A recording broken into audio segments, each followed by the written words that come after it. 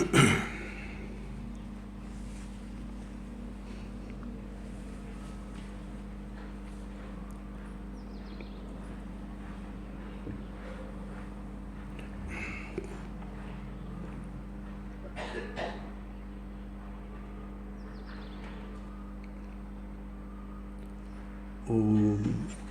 वसुदेवसुतं देवं कंसचाणूरमर्दनं देवकी परमानन्दं कृष्णं वन्दे जगद्गुरुं मूकं करोति वाचालं पङ्गुं लङ्घयते गिरिं यत्कृपातमहं वन्दे परमानन्दमाधवम्.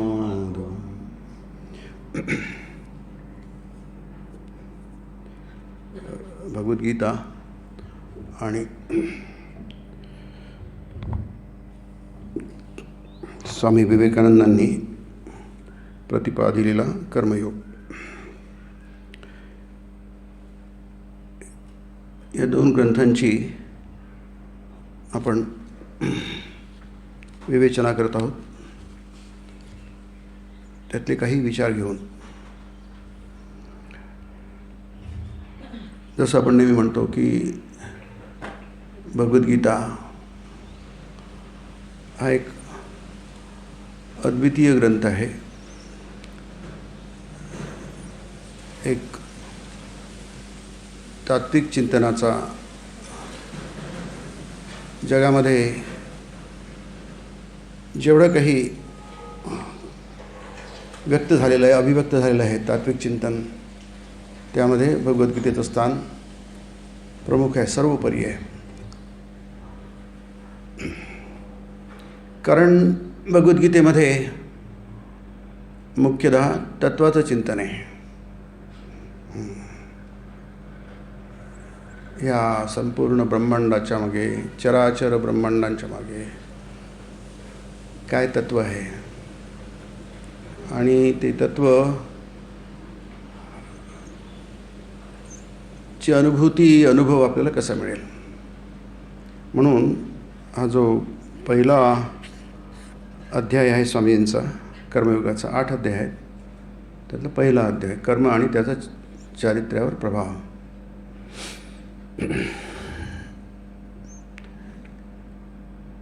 हे याच्यामध्ये ते तत्त्व सांगितलं आहे आणि तत्त्वाची जेव्हा अनुभूती होते, अनुभवतो त्यावेळी काय होतं की, आणि तेच आपल्या मानव जीवनाचं लक्ष्य आहे. सुरुवातच तशी केली आहे की पौरात्य दर्शन म्हणजे तत्त्वचिंतन. पूर्वेकडलं दर्शन तत्त्वज्ञान हे भारतीय दर्शन या अर्थाने. भारत जगाला काय सांगतं, भारताकडे जगाला सांगण्यासारखं काय आहे, म्हणजे स्वामींच्या भाषेमध्ये देण्यासारखं काय आहे, आपण जगाला काय देऊ शकतो, किंवा जगाला आजपर्यंत आपण काय देत आलो आहोत आणि अजूनही काय देत आहोत, हे आपल्याला भारतीय दर्शनाचं जर आपण चिंतन केलं तर कळेल. स्वामीजी म्हणतात, जिथे जिथे जगामध्ये जो शुद्ध विचार आहे किंवा तत्त्वाचा विचार आहे, तिथे तिथे जगभर भारताचा प्रभाव पडलेला आहे, फार प्राचीन काळापासून. आणि जगाला ते मान्य आहे, जगातले जेवढे काही चिंतक आहेत त्यांना हे मान्य आहे की भारताच्या चिंतनाचा प्रभाव जगावर पडलेला आहे. भारत हा एक अगदी प्राचीन काळापासून एक अतिसमृद्ध असा देश किंवा भूमी होती. ती दोन्ही अर्थाने, भौतिक आणि आध्यात्मिक, या दोन्ही बाजूमध्ये सर्वोत्तम होती. आपल्याला जगामध्ये दुसरा देश दिसत नाही की जो एवढा समृद्ध असेल. अतिसमृद्ध, जगामध्ये दुसरा कोणताही देश समृद्ध नव्हता एवढा, त्याची तुलनाच करता येत नाही भारताच्या समृद्धीची. आज जसं आपण म्हणतो की अमेरिका अत्यंत समृद्ध देश आहे, कारण त्याच्याकडे साधन संपत्ती भरपूर आहे. आता ती कशी आहे वगैरे हा भाग वेगळा, तो वेगळा विषय आहे. म्हणजे असं की ती समृद्धी खरी समृद्धी नाही आहे, परंतु त्यांची विश्वसनीयता उत्तम आहे. खरी समृद्धी नाही आहे. त्यांनी जगाला काही हात केलं, जग त्यांच्याकडे त्यांना हातावर काहीतरी ठेवायला तयार आहे. म्हणून जसं म्हणतो डॉलरला सगळ्यात जास्ती मागणी आहे. त्या अर्थात पण भारताची समृद्धी तशी नव्हती, खरी समृद्धी होती. आणि त्यामुळेच जिथे काहीच नव्हतं ते लोक इकडे आले, आक्रमणं झाली आणि भारताची ती समृद्धी सगळी लुटल्या गेली.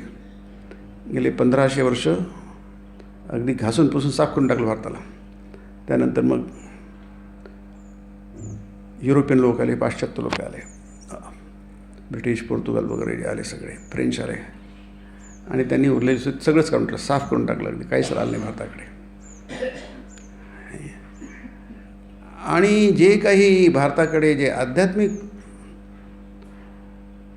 वैभव होतं ते वैभव पण नष्ट करण्याचा प्रयत्न केला, ती संस्कृती नष्ट करण्याचा प्रयत्न केला. ही सगळी हा सगळा इतिहास आहे. हा सगळा इतिहास आहे. भारताचा इतिहास फक्त काही 70 वर्षांचा किंवा 100 वर्षांचा किंवा 200-400 वर्षांचा, 500 वर्षाचा, 1000-2000 वर्षांचा नाही आहे, किंवा 5000 वर्षांचा नाही आहे. ज्ञात इतिहास म्हणतो आपण.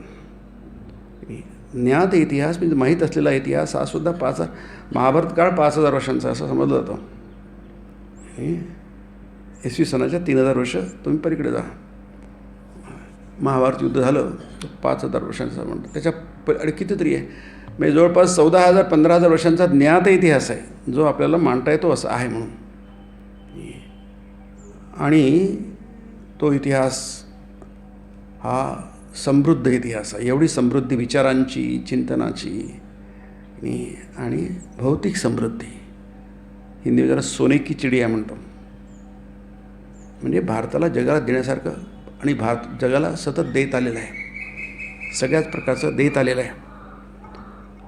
आणि त्यामधलं सर्वात मूल्यवान जर कोणतं असेल तर ते आत्म्याचं चिंतन. स्वामींनी म्हटलं आहे सर्वात प्रथम आत्म्याचा शोध भारतातच लागला. हे जे विश्वव्यापी चैतन्य आहे हे भारतालाच प्रथम माहीत झालं. त्याचा शोध इथेच लागला. सगळे ऋषी भारताचे, वैदिक ऋषी हे महान संशोधक होते. आणि आपल्याला भौतिकशास्त्रामध्ये सुद्धा खूप संशोधक निघाले. प्रत्येक ज्ञानशाखेमध्ये सुश्रुत वगैरे आहे, भास्कराचार्य आहे, भट्ट आहे वगैरे सब खूप लोक आहेत. त्यांची यादी खूप मोठी आहे. पण बऱ्याच कारणाने ते मागे पडलं. कारण आक्रमणं झाली, प्रचंड आक्रमणं झाली, प्रचंड काय झालं काय आपण त्याचं मोजमाप करणं कठीण आहे. आणि त्याच्यात फक्त एकच तक कसं सुंदर राहायचं, तक कसा धरायचा हे एकच फक्त भारतापुढे एक ध्येय होतं, उद्देश होता की कसं पण तक धरून राहायचं. कारण जे आघात झाले ते अतिशय कल्पनेच्या पलीकडले होते. आपण त्याची कल्पनाच करू शकत नाही. त्यातून हे सगळं टिकून राहिलं. म्हणून हे अक्षय ज्ञान आहे. गीतेमध्ये जे विचार आहेत ते अक्षय आहेत. कारण काळाच्या ओघामध्ये ह्या सगळ्या आघातांच्या माऱ्यापुढे काही टिकू शकत नाही. पण हे टिकलं आणि ह्यांनीच आपल्या भारताला टिकवलं. या विचारांनीच भारताला टिकवलं. अजूनही आपल्याकडे देण्यासारखं खूप आहे. अर्थात भौतिकता आपली संपूर्ण, जसं म्हटलं मी तळाला घासून पुसून काहीच ठेवली नाही, शिल्लकच ठेवली नाही. आता त्या आपल्याला त्या जसं राखेतून फिनिक्स पक्षी उठतो, राखेतून काय जिवंत होत काही नाही, तिथून तो उठतो. तसंच आपण भारत पुन्हा उठण्याचा प्रयत्न करतो आहे. त्या राखेतून पुन्हा उठण्याचा प्रयत्न करतो आहे. आणि त्याचा आधार काय आहे? त्याचा आधार हाच आहे. म्हणून स्वामीजी म्हणतात भारताला मरण नाही. शॅल इंडिया डाय.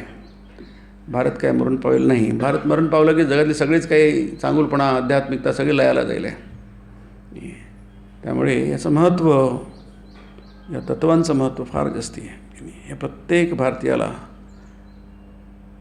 आबालवृद्धांना हे माहीत पाहिजे, तरुणांना माहीत पाहिजे, सगळ्यांना माहीत पाहिजे आपण किती श्रीमंत आहोत, किती समृद्ध आहोत आपण. भारतीय विचारधारा इतकी अत्यंत समृद्ध आहे. अजून जगाला तिथे पोचायचंच नाही, म्हणजे खूप वेळ लागेल पोचायला. तिथे आधी आपण अजून पोचलेलोच आहे.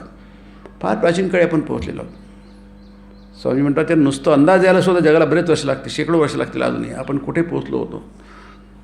पण आपण ते आपलं वारसा आहे, तो भारताचा वारसा आहे, तो त्याच्यासाठी आणि जगासाठी आहे. म्हणून जगाच्या पाठीवर भारत हा एक वेगळा देश आहे, इतर देशांसारखा नाही आहे. आणि इतर देश स्वतःचं बघतात, भारत जगाचा विचार करतो. संपूर्ण जगाचा विचार करणारा एक देश, जगाच्या पाठीवर एकच देश आहे. सर्वेपि सुखिनः सन्तु असं म्हणणारा एकच देश आहे. सगळेजण सुखी व्हावेत, सर्वे सन्तु निरामयाः. सगळ्यांच्या जीवनातून ज्या काही समस्या आहेत, रोग आहे, आमय म्हणजे रोग, सगळेजण निर्विकार व्हावेत. सर्वे भद्राणि पश्यन्तु. सर्वांनी सगळं चांगलंच बघावं. मा कश्चित दुःख भाग भवेत. कोणालाही दुःख होऊ नये. ही प्रार्थना जी आहे, किंवा ज्ञानेश्वर महाराजांची प्रार्थना आहे, त्याला आपण पसायदान म्हणतो, की जगाचं सगळं भलं व्हावं, मंगल व्हावं, ही त्यांनी प्रार्थना केली. आपल्या गुरूंना ते वरदान मागितलं, स्वतःसाठी नाही तर जगाच्या कल्याणासाठी, की नाही. हा एवढं मोठं स्वामीजी म्हणत असत, भारताचं हृदय, आर्यांचं हृदय सागरासारखं विशाल होतं. त्यांच्या मनामध्ये अशी क्षुद्रता नव्हती. विशाल हृदयाचे होते, आकाशासारखं विशाल, समुद्रासारखं विशाल, की नाही. दुसऱ्यांना कत्तल करून मारून आपण बळकवायचं, हा असा कुटिल विचार कधीही भारतीयांच्या मनात आला नाही. आणि यालाच म्हणतात संस्कृती. ही संस्कृती आपल्याला गीता देते. हे विचार आपल्याकडे आले कुठून? गीता आली कुठून? गीता ही दर्शन आहे, म्हणजे अनुभूती आहे ती. दर्शन म्हणजे बघणं. हे बघितल्या गेलं आहे, अनुभव केला गेला आहे, याच्यावर उभारणी झाली आहे, समाजाची उभारणी झाली आहे, देशाची उभारणी झाली आहे. पाया जसा असतो ना, फाउंडेशन, त्याच्यावर इमारत उभी राहते, तसं याच्यावर उभी राहिलेली आहे. आणि त्यामुळे गीतेचा जो संदेश आहे, हा संदेश चिरकालीन आहे, नेहमीसाठी आहे, प्रत्येकासाठी आहे आणि सर्व काळांसाठी आहे. हा अध्यायाचा त्यांनी स्वामींनी शेवट केलेला आहे, असा केला आहे की जीवनाच्या मार्गावर जसजसे आपण पुढे जाऊ, तेव्हा मग आपल्याला आशा वाटू लागेल. जीवनाच्या मार्गात क्रमशः पुढे जाता जाता आपण सतत पुढे पुढे जात आहोत. एक एक दिवस मागे जात आहे आणि आपण सतत जसं वाटचाल करतो, 1 पाऊल 2 पाऊल 3 पाऊल आणि हळूहळू पुढे जातो, तसंच आपण जीवनाच्या मार्गात हळूहळू पुढे जात आहोत. आणि क्रमशः सावकाश हळूहळू तेव्हा आपल्याला आशा वाटू लागेल की आज ना उद्या केव्हा तरी असा एक सोन्याचा दिवस उगवेल की ज्या दिवशी आपण यथार्थपणे स्वार्थगंध शून्य होऊन जाऊ. हे आपल्या भारताने आपल्यासमोर ठेवलेलं मोठं ध्येय आहे. स्वार्थगंध शून्यता हा गीतेचा संदेश आहे की तुम्ही इथे स्वामींनी 7 उद्देश दिलेले आहेत, 7 हेतू दिलेले आहेत की माणसं कर्म करतात. आपण गेल्या वेळी बघितलं, कर्म करणं किंवा न करणं हा काही विकल्प नाही आहे, पर्याय नाही आहे. मी वाटलं तर करीन, नाही तर नाही करील. कर्म केलं जात नाही, कर्म घडतं, कर्म होतं. हा गीतेचा संदेश आहे. गीता त्याच्या 17 अध्यायामधून 18 मधून सतत सांगते की कर्म हे घडत आहे, प्रकृत्यैव च कर्माणि क्रियमाणानि सर्वशः.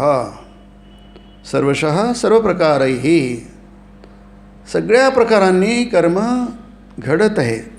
कोणाकडनं? प्रकृती क्रियमाणानि. ही जी प्रकृती आहे ही जी आपल्याला इंद्रियांच्या माध्यमातून ज्याचा आपण अनुभव घेतो, ही प्रकृती, ही झाड आहे, झुडूप आहे, बिल्डिंग आहे, तुम्ही आहात, मी आहे, आपण बोलतो आहे, ऐकतो, त्याला प्रकृती म्हणतात. ती अभिव्यक्त आहे, ती आपल्याला अनुभवाला येते. क्रियमाणानी, ती सगळं करते आहे. गुणी कर्माणि सर्वशः. गुणी म्हणजे त्रिगुणाच्या माध्यमातून सत्व रज तम, ही 3 गुण आहेत. ते सतत जगामध्ये घडत असतात. सत्व रज तम, तम रज सत्व, सत्व रज तम. सकाळी सत्व असतं, दुपारी रज असतं, संध्याकाळी तम असतं. आपला दररोज असतो आपण. सकाळी त्याला ब्रह्ममुहूर्त म्हणतात, पहाटे 3 ते 6च्या दरम्यान. नंतर मग आपण आपल्या कामाला लागतो. ती काय? प्रवृत्ती आहे, ती क्रियाशीलता आहे. आपण क्रियाशील होतो आणि नंतर हळूहळू आपण शिथिल होतो. दिवसभर आपण क्रियाशील झाल्यामुळे हळूहळू मग आपण शांत होतो. हळूहळू मग आपले डोळ्याच्या पापण्या मिटतात, आपण झोपे जातो. तमोगुण. पुन्हा सकाळी उठतो, सत्वगुण. याला म्हणतात गुण. हे जे गुण आहे, प्रकृती गुण, हे गुणांनी सगळं जग चाललं आहे. ह्या सगळ्या ज्या क्रिया दिसतात ह्या गुणाने दिसतात. आता हे आपल्याला शोधून काढायचं आहे. हे आपल्यापुढं समोर ठेवलेलं मोठं आव्हान आहे, मोठं काम आहे, प्रोजेक्ट आहे. असा एक सोन्याचा दिवस उगवेलच उगवेल की ज्या दिवशी आपण यथार्थपणे स्वार्थगंध शून्य होऊन जाऊ आणि ज्या मंगल क्षणी आपण असे संपूर्ण निस्वार्थ होऊ, त्याच क्षणी आपली समस्त शक्ती एके जागी केंद्रीभूत होईल आणि आपल्यातील अंतरस्थ ज्ञान प्रकाशित होईल. म्हणजे आपण आत्मज्ञानी होऊ. आपण आत्मज्ञानी होऊ. आणि आत्मज्ञानी झालो त्याला गीतेमध्ये कृतकृत्य म्हटलं आहे, सर्वज्ञ म्हटलेलं आहे, सर्वविद म्हटलं आहे. सर्वविद भजति माम सर्वभावेन भारत. सर्वविद म्हणजे सर्व जाणणारा, सर्वज्ञ म्हणजे सर्व जाणणारा. कृतकृत्य म्हणजे त्याला जे काय करायचं त्यांनी करून टाकले, आता त्याला काय करायचं का बाकी राहिलं नाही आहे. हे आपल्यासमोर ठेवलेलं ध्येय आहे, सर्वोच्च ध्येय. हे आपल्या भारतीय विचार संपदेने ठेवलेलं आहे. भारताने सांगितलं आहे की तुम्ही करा, तुम्ही करा. आणि त्यासाठी थोडे अंतर्मुख व्हा, चिंतनशील व्हा. ही चिंतनशीलता भारतीय परंपरेचा प्राण आहे. हे सगळे आपले ऋषी होते, सगळे चिंतनशील होते. स्वामीजी म्हणत असत की ही माझं जर कार्य दिसतं आहे ना, हा सगळा बाहेरचा आहे. मी मूलतः चिंतनशील आहे. मला कुठेतरी एकदा एकांत स्थानी जाऊन हिमालयामध्ये फक्त चिंतन करायचं आहे. आपण म्हणू अरे हे तर अनप्रोडक्टिव्ह आहे की नाही, सगळं अनप्रोडक्टिव्ह आहे, त्याचं निघणार काय? नाही, तसं नाही. त्याच्यातूनच सगळं जग उठतं. ह्या चिंतनातूनच सगळं निघतं. चिंतन हे कर्म आहे, महान कर्म आहे. याच्यातून मोठी मोठी कामं घडतात. जग हलवून सोडणारी लोक निर्माण होतात. त्यांनी एक प्रबळ इच्छाशक्ती निर्माण होते. कर्माचं हे आहे, ते गीता सांगते, कर्मयोग सांगतो. प्रबळ इच्छाशक्ती, प्रचंड इच्छाशक्ती. आपण जगाचा इतिहास बघितला, जग हलवून सोडणारी लोक प्रचंड इच्छाशक्तीची होती. मग हलवून सोडणं म्हणजे वाईट अर्थाने, चांगल्या अर्थाने. जे काही भलं केलं, जे काही वाईट केलं, जी काही लोकं होती त्यांच्यामध्ये प्रचंड इच्छाशक्ती होती. आता आपण वाईटचं म्हटलं तर रावणामध्ये काय प्रचंड इच्छाशक्ती होती, मी कल्पना करा. तो काही वाकत नाही, काही झालं तरी वाकत नाही. तो पूर्णपणे नष्ट झाला पण तो वाकला नाही. दुर्योधनामध्ये काय प्रचंड इच्छाशक्ती होती. किती आश्चर्य आहे, प्रचंड इच्छाशक्ती होती. शेवटपर्यंत तो वाकला नाही, अगदी शेवटच्या श्वासापर्यंत तो वाकला नाही. पण तो दुराचार आहे, दुष्कृत्य आहे की नाही. ते काय आहे? सच्चरित्र नाही आहे, दुष्चरित्र आहे. चारित्र्य आहे पण ते दुष्चरित्र आहे. हिंदीमध्ये चारित्र्य शब्द नाही आहे. हिंदीमध्ये चरित्र शब्द आहे. आपण ज्याला चारित्र्य म्हणतो मराठीमध्ये, हिंदीमध्ये चारित्र्य नावाचा शब्द नाही आहे, चरित्रच त्याला म्हणतात. चरित्र म्हणजे कॅरेक्टर, आपण ज्याला कॅरेक्टर म्हणतो आहे की नाही. हे जे कॅरेक्टर आहे, प्रचंड इच्छाशक्तीची, प्रचंड काहीतरी करू शकणारी माणसं जगामध्ये उत्पन्न होतात. ती इच्छाशक्ती येते कुठून येते? सगळ्यांमध्येच का आढळत नाही ती, काही लोकांमध्येच की प्रचंड प्रमाणात का आढळते. फक्त रावण आणि दुर्योधनाचं मी एक उदाहरण म्हणून घेतलं आहे. अशी खूप लोक असतात. अलीकडे आपल्याला जास्त येता येत नाही कारण तो विवादाचा विषय असतो म्हणून की नाही. ते रामायण महाभारत ठीक आहे आणि रामामध्ये प्रचंड इच्छाशक्ती होती आहे की नाही. रामामध्ये प्रचंड इच्छाशक्ती होती, म्हणूनच राम एवढा पूजेला जातो. कृष्णामध्ये प्रचंड इच्छाशक्ती होती म्हणून तेवढं अद्भुत काहीतरी करू शकला. नाहीतर वरचेवर सगळी कार्य करणं आणि ते सगळं यशस्वीपणे करणं फार कठीण असतं. काही करतो आपण, काही बरं होतात, काही बरंचसं चुकतं, बरंचसं हुकतं. पण तसं नाही झालं त्यांच्या बाबतीमध्ये, कारण ती प्रबळ इच्छाशक्तीची माणसं होती आणि ते सगळं कर्मातून होत असतं. असं इथे आपल्याला ग्रंथात सांगितले. कर्मयोगामध्ये गीताही तेच सांगते. प्रत्येक माणसामध्ये ती प्रबळ इच्छाशक्ती असते आणि त्यानेच माणसाचा तरतम वरखाली होत असतो. ज्यांच्यामध्ये जितकी इच्छाशक्ती जास्ती तितका तो श्रेष्ठ असतो आणि तेवढा तो नावारूपाला येतो. नावारूपाला येणं काही महत्त्वाचं नाही आहे, पण तेवढंच ते जगाचं म्हणजे काहीतरी हित साधू शकतो, काहीतरी मोठं काम करून जाऊ शकतो.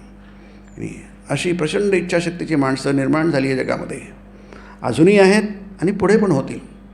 इथे स्वामीजी म्हणतात की ही सर्वज्ञ आताही आहेत आणि मी नक्की सांगू शकतो निःसंशयपणे की यापुढे सुद्धा अशी माणसं निर्माण होतील.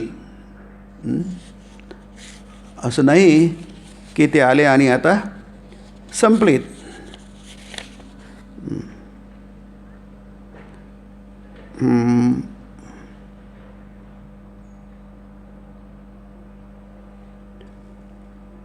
आपण गेल्या माणसाला आयुष्यात जेवढ्या म्हणून शक्तींना हाताळावी लागते त्यांपैकी मानवी चारित्र्य घडवणारी कर्मशक्ती हीच सर्वांपेक्षा अधिक प्रबळ होय. आपण अलीकडलं जर उदाहरण बघितलं, इथे आहे बघा, ज्या माणसामधून हे आवरण क्रमशः निघून जात आहे तो इतरांच्या मनाने अधिक ज्ञानी, ज्याच्यामध्ये ते आवरण अतिशय दाट तो अज्ञानी म्हणजे रावण किंवा दुर्योधन, आणि ज्या माणसामधून ते अजिबात दूर झालेले असते तो सर्वज्ञ पुरुष होय. तो सर्वज्ञ पुरुष म्हणजे सर्व आणि ज्ञ जाणणारा, वित म्हणजे जाणणं, सर्व काही जाणणारा. त्याच्यापासून अज्ञात असं काही राहत नाही. स्वामीजी म्हणते एका ठिकाणी की त्याच्यासमोर पृथ्वी आपलं संपूर्ण स्वरूप उघडं करते की नाही. मुंडकामध्ये आहे ते की सगळं ते ओपन होतं. पृथ्वी तुम्हाला तुमची रहस्य सांगायला तयार आहे, पण ती कशी रहस्य उलगडायची ते आपल्याला माहीत नाही, ते ज्ञान आपल्याकडे नाही आहे. प्राचीन काली असे सर्वज्ञ पुरुष होऊन गेले आहेत, यात काहीच संशय नाही. आताही असतील असा माझा ठाम विश्वास आहे आणि भविष्यकाळीही असे असंख्य सर्वज्ञ पुरुष जन्मास येतील. हे फार वाक्य महत्त्वाचं आहे की नाही. म्हणजे जग आता रसातळाला चाललं आहे आणि जगाचं काय आता सांगता येत नाही पुढे काय होईल, असं विसं काही नाही आहे की नाही. हे जग टिकलं आहे ह्या महान लोकांच्या सामर्थ्यावर, इच्छाशक्तीवर. अशा प्रचंड इच्छाशक्तीची माणसं असतात, जगात येतात, पण त्यांना आपण अवतार वगैरे म्हणतो. म्हणून शिवाजी महाराज काही संत वगैरे नव्हते, पण त्यांना अवतारी पुरुष समजलं जातं की नाही.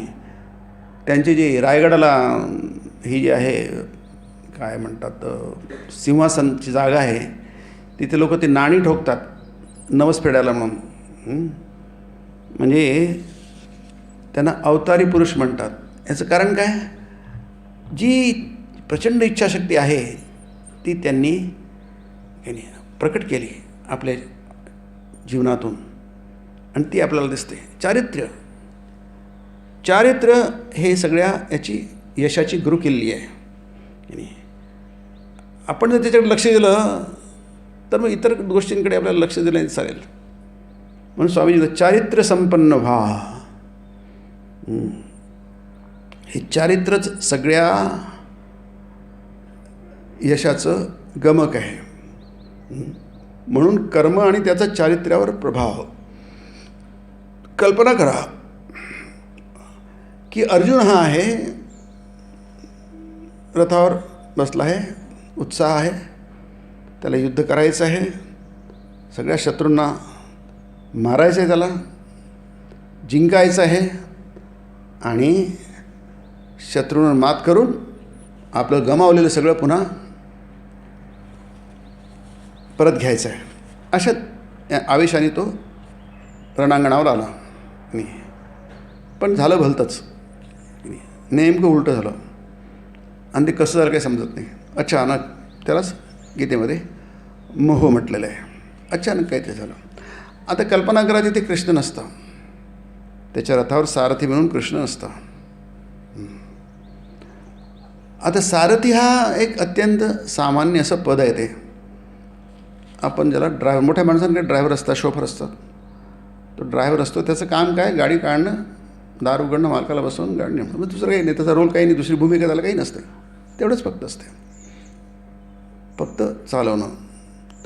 त्याला काही अक्कल असते जास्तीची, त्याला राजकारण समजतं, त्याला समाजकारण समजतं, त्याला अमुक समजतं, समूक समजतं, अध्यात्म समजतं, काही नाही आहे. त्याला काही समजत नाही, त्याला फक्त गाडी चालवणं समजतं. त्याला ड्रायव्हिंग येतं, बाकी काही येत नाही. त्याचं तेवढीच भूमिका आहे. आणि कृष्णाच्या जागी जर दुसरा कोणी साधा ड्रायव्हर असता, तिथे दुसरा कोणी सारथी असता, कारण इतके रथ आहे तिथे, हजारो रथ आहेत तिथे, प्रत्येकाचा सारथी आहे, प्रत्येकाला आहे. त्यामुळे सारथी काही फार मोठी गोष्ट नाही आहे, पण प्रत्येक रथाला सारथी लागतो. आणि जर योद्धा असतो तो युद्ध करतो, सारथी आपलं वाहन हाकतो, रथ हाकतो, एवढंच, बाकी काही नाही आहे.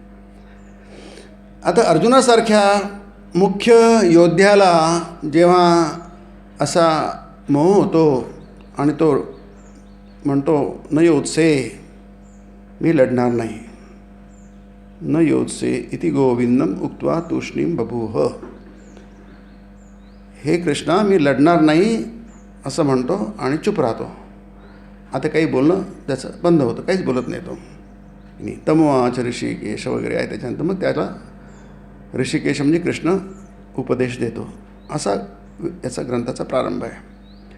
आता तुम्ही कल्पना करा की तिथे कोणी दुसरा कोणी असता, तो कर्मधर्म संयोगाने तिथे कृष्ण हा सारथी आहे. कर्मधर्म संयोगाने झाले तर सारथी काय इतरांच्या रथावर कुठं दुसरं कृष्णासारखं सारथी कुठे आहे? सगळे त्यांचे नेहमीचे सारथी असतील, जे असतील ते, कोणी जे असतील ते. सारथी म्हणजे घोडा हाकलणारा ड्रायव्हर, बस, बाकी दुसरं काही नाही. म्हणून महाभारतामध्ये दोन मोठे सारथी आहेत. एक शल्य आहे, जो पांडवांचा मामा, माद्रीप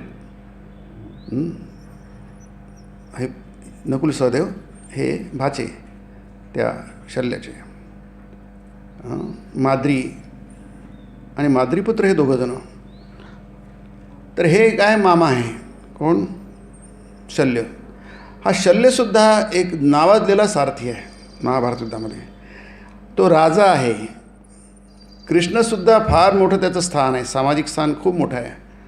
पण असं एक साधं काम करणारे दोघंच आहेत महाभारतामध्ये, एक शल्य आहे आणि कृष्ण आहे. दोघे नावाजलेले सारथी आहेत. सारथी म्हणजे अश्वविद्या माहीत पाहिजे, त्याला घोड्याचं शास्त्र माहीत पाहिजे, तरच तो घोडे हाकू शकतो, तर तो सारथी होऊ शकतो. तिसरा आणखी एक सारथी आहे, संजय आहे. आता संजय आहे, हा सुद्धा सारथी आहे, पण हा ज्ञानी आहे. संजय गवलगन ऋषीचा पुत्र आहे, तो ज्ञानी आहे. म्हणजे महाभारतामध्ये महत्त्वाच्या पात्रामध्ये उत्तम माते संजय येतो. फार मोठा माणूस आहे संजय. संजय आहे, विदुर आहे, फार मोठी माणसं आहेत, महत्त्वाची पात्र आहेत महाभारतामध्ये. संजय हा ड्रायव्हर आहे. शल्य आहे, शल्य हा अभिषेक झालेला राजा आहे. कृष्ण साक्षात परमात्मा आहे, पण अतिशय हलकं काम करतात. ज्याचं काहीच समाजामध्ये, ज्याला काहीच प्रतिष्ठा नाही आहे, असं काम ते करतात. कोण, कृष्ण आहे, शल्य आहे आणि संजय आहे. पण त्यांनी त्यांची प्रतिष्ठा कमी होत नाही, काहीच होत नाही.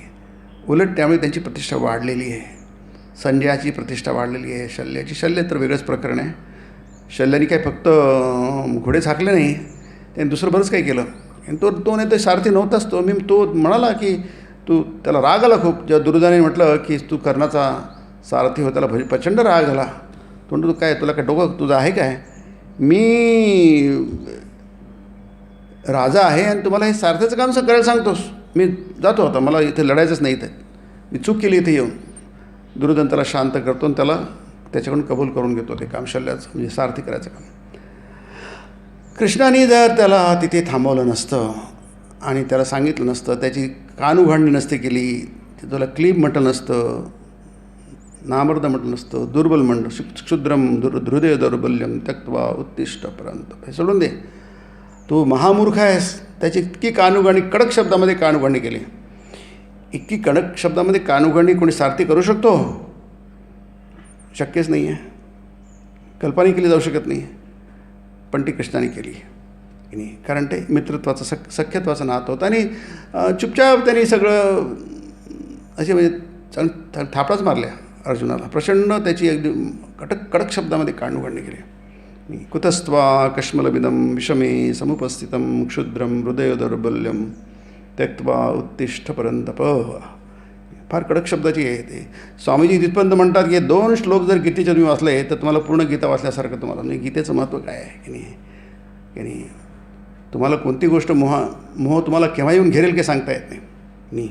शोक आणि मोह हे माणसाचे बीजभूत दोष म्हटलेले आहे.